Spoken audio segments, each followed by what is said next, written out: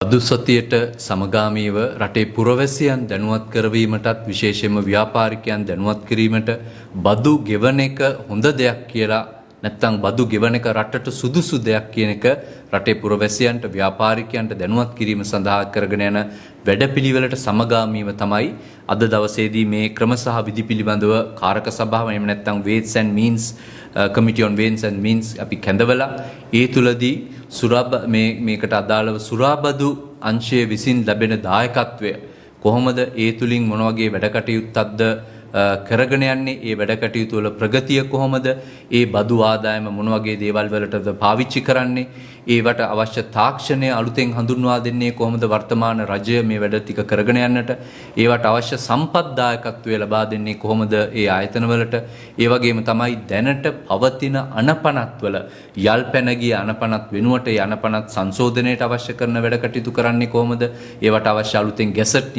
නිවේදන නිකුත් කරවන්නට මොකද්ද කරන්නට ඕන රාජ්‍ය ආයතනවල තියෙන කෝඩිනේෂන් එක අන්තර් කටයුතු පිළිබඳව කරගෙන යන වැඩ කටයුතු වල ගැටලු තියෙනවා නම් ඒවා අවශ්‍ය විදියට निराකරණය කරලා දීලා ඊටාම කඩිනමින් ඒවා විසඳගෙන රටට සුදුසු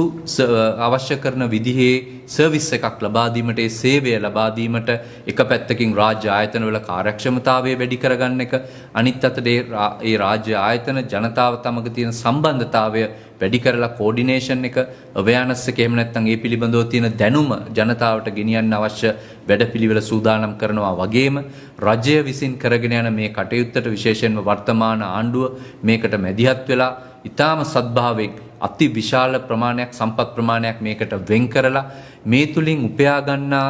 රාජ්‍ය ආදායම එක රුපියලක්වත් නාස්ති නොකර මේ බදු ආදායම රටේ පුරවැසියන්ගේ යහපත වෙනුවෙන් අධ්‍යාපන කටයුතු සඳහා සෞඛ්‍ය පහසුකම් සඳහා මහා මාර්ග පද්ධතිය සංවර්ධනය කිරීමට අපේ දුවා දරුවන්ට විශ්වවිද්‍යාල අධ්‍යාපනයට වැඩිදුර අධ්‍යාපනයට රටට අවශ්‍ය යටිතල පහසුකම් එක පැත්තකින් වරාය වෙන්න පුළුවන් ගුවන් තොටුපළවල් වෙන්න පුළුවන් දියුණු රටක් කරා යන ගමනේ එක වැදගත් සන්ධිස්ථානයක තමයි අද අපි රටක් විදියට ඉන්නේ. අන්නේ යන කතිකාවතට සම්බන්ධ වෙන්න තමයි හැමෝටම ආරාධනා කරන්නට මේ පිළිබඳව අවබෝධය ලබා ගන්නට මේ වැඩසටහන අපි ක්‍රියාත්මක කරන්නේ. ඒ නිසා අපි බලාපොරොත්තු වෙනවා බදු සතිය කියලා එක සුමානයක් වෙන් කරලා තිබුණට මේ කතාබහ එක සුමානයකින් නවත්වනවා වෙනුවට දිගටම ජනතාව දැනුවත් කරමින් සම්බන්ධ කරමින් ජනතාවට මේ ආයතන සමග එකතු වෙන්න තියෙන අවස්ථා ගණන වැඩි කරමින් උදාහරණයක් විදියට සාම්ප්‍රදායිකව ලියුමක් ලියලා එහෙම නැත්නම් කෝල් එකක් දීලා කරනවා වෙනුවට